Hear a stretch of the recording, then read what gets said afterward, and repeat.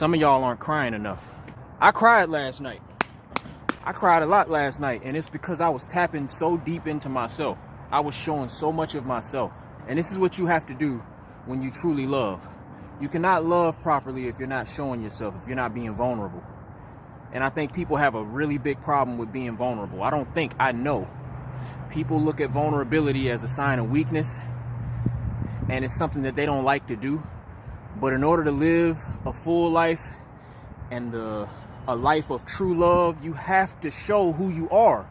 In order to love, you have to continue to be open.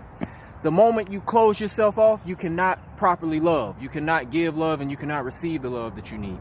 You got to be open. You got to be vulnerable. If not, you're being a shell of yourself. You're being closed off. And how can you love properly when you're closed off? If people can't see who you really are. And in loving other people properly, you learn to love yourself properly, because when you show yourself to somebody you love, you're really showing yourself to yourself. And that's the moments when you cry.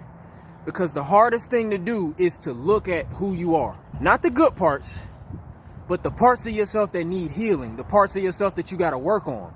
When you reveal those things to yourself through the people that you love, because the people you love are going to expose things about you. Because that's what love does. Love shows you who you are.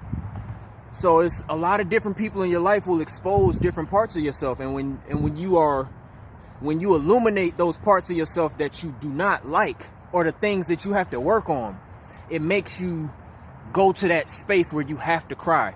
And that's not bad tears. I'm not talking about the cries where you're just depressed and you're just sulking all day. When you cry, it should always be about the healing. It should always be about revealing yourself to yourself and to the ones you love. And in being open and being vulnerable and crying, that's how we become closer to one another. Because that's when people develop more of a respect for you and more of an understanding. You cannot understand a person if they are not being open with you. Being open is hard. It's hard. You're going to have to face things about yourself that you don't like. It's in those moments, those are the defining moments when you grow and you evolve and you learn who it is that you need to be for yourself, so that you can be who you need to be for the ones that you love.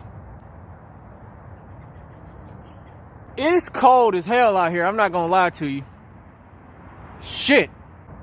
Ninja run.